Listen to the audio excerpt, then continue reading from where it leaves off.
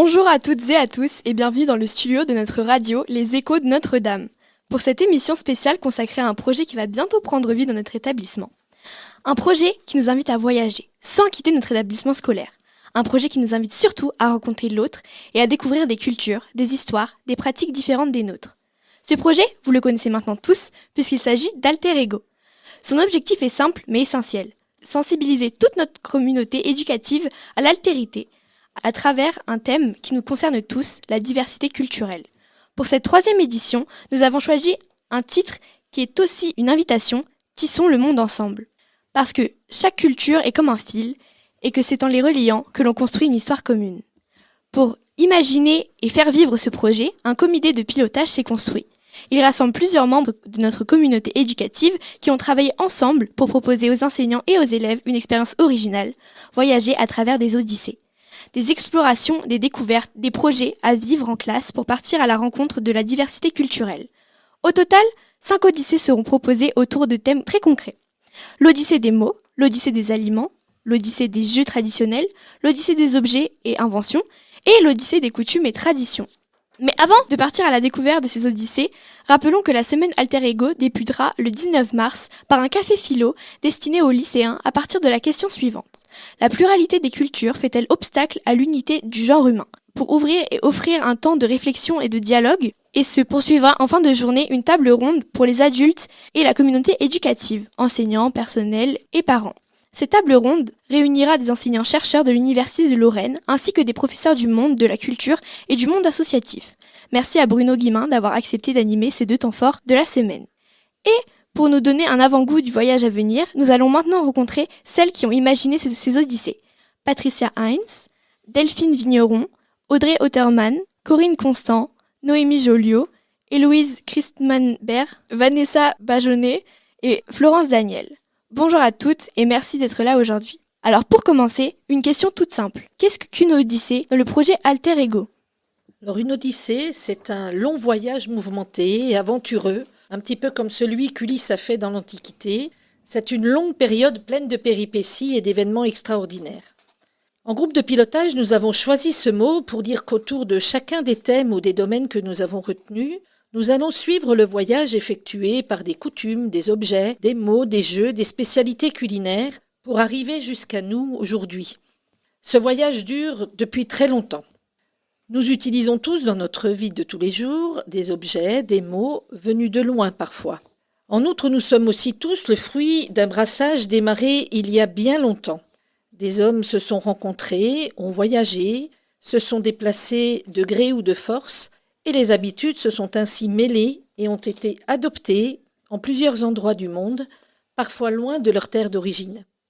Nous ne nous rendons plus toujours compte de tous ces apports qui enrichissent notre quotidien, et souvent, nous ne connaissons pas l'histoire et l'origine d'un conte, d'un jeu, d'un objet ou encore d'un aliment.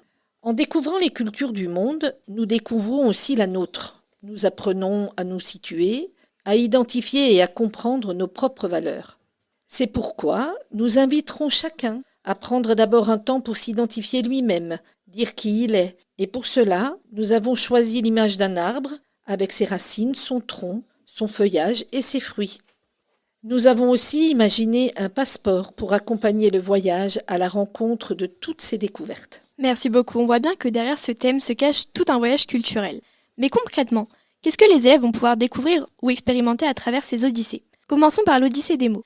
Patricia, les mots voyagent beaucoup d'une culture à une autre. Certains mots que nous utilisons tous les jours viennent parfois de très loin. Que vont explorer les élèves dans cette odyssée des mots?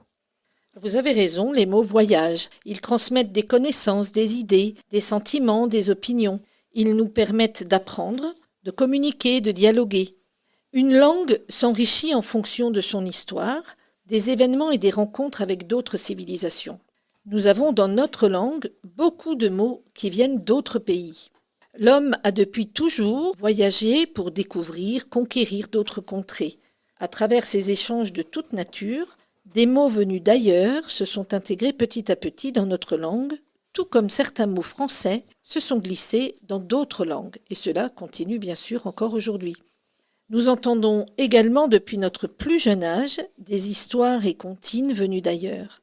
Elles ont aussi voyagé pour arriver jusqu'à nous, et nous permettre de nous laisser bercer par la musique d'autres langues. À travers différentes activités, l'Odyssée des mots permettra aux élèves de découvrir d'où viennent un grand nombre de mots que nous utilisons en français. Ce sera l'occasion de jouer aussi avec ces mots. Ils pourront aussi écouter et lire des contes et comptines d'un peu partout dans le monde. Merci beaucoup Patricia. Poursuivons par les jeux traditionnels. Ils existent dans toutes les cultures, mais ils prennent des formes très différentes. Delphine, Audrey et Corinne, qu'allez-vous faire découvrir aux élèves dans cette Odyssée ? Bonjour, dans cette Odyssée des jeux, nous allons rester sur les jeux traditionnels avec l'importance de la transmission orale. Ce pourra être des jeux souvent appris en famille, dans les villages, et on pourra faire aussi le lien avec des jeux que l'on peut retrouver dans nos cours de récréation. Le point commun de tous ces jeux, c'est le matériel très très simple, comme des petites pierres, des bâtons, des cordes, des graines, quel que soit le pays d'origine du jeu.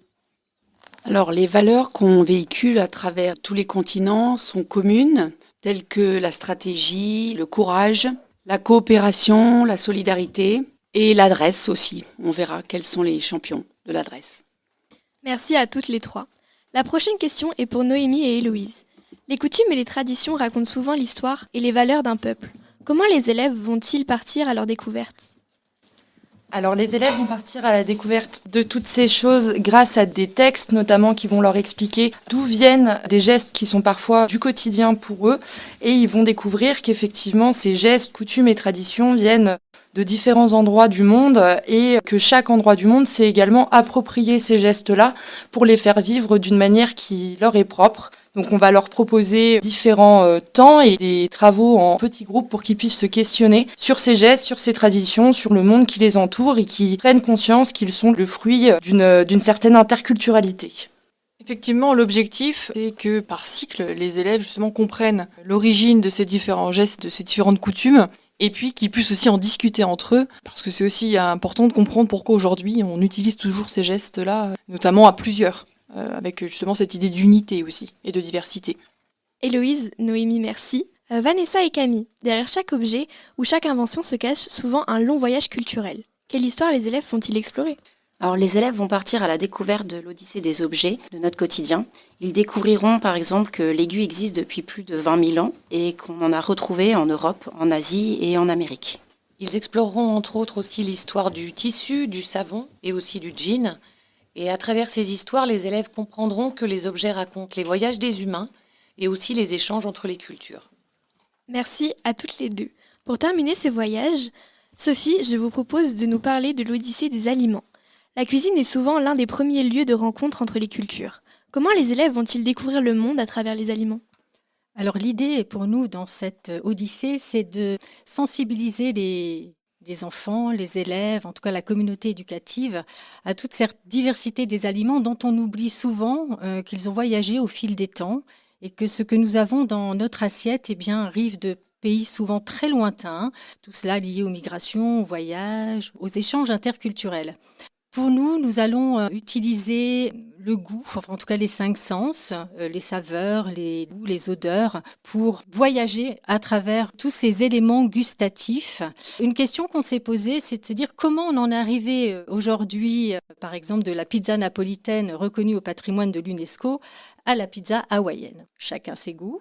Voilà, mais c'est aussi des axes de réflexion que nous allons proposer, c'est-à-dire qu'on se rend compte que dans beaucoup de pays, on mange des mêmes aliments, par exemple le poulet, qui est un aliment de viande de base dans beaucoup de civilisations et qui aujourd'hui est décliné dans beaucoup de pays et cuisiné de manière très différente. Et tout ça fait que ça a voyagé, ça a passé les frontières et c'est arrivé dans nos assiettes aujourd'hui. Voilà, donc quelles que soient les traditions, les coutumes, la cuisine, les repas aussi rassemblent. Ce sont des moments universels de partage, d'échange, en famille ou entre amis. Et c'est aussi ça qu'on a envie de partager avec les élèves et les enseignants qui feront le choix de vivre cette odyssée.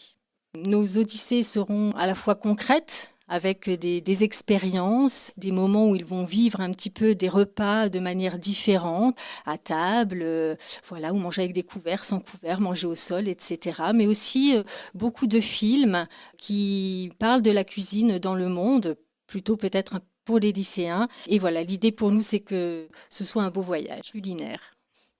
Merci beaucoup. Avant de conclure, j'aimerais vous poser une dernière question. Si un enseignant nous écoute en ce moment et se demande encore s'il doit participer, qu'est-ce que vous auriez envie de lui dire pour lui donner envie de rejoindre l'aventure Alter Ego ? Eh bien, rejoignez-nous pour passer un moment différent avec vos élèves, un petit peu hors du temps, pour venir découvrir tout ce qui nous enrichit aujourd'hui. Donc voilà, vivre une expérience différente, prendre du temps avec ses élèves pour aller à la rencontre d'autres coutumes, d'autres traditions. Un voyage du temps, hors de nos contrées. Merci pour tous ces échanges qui donnent déjà très envie de prendre le large.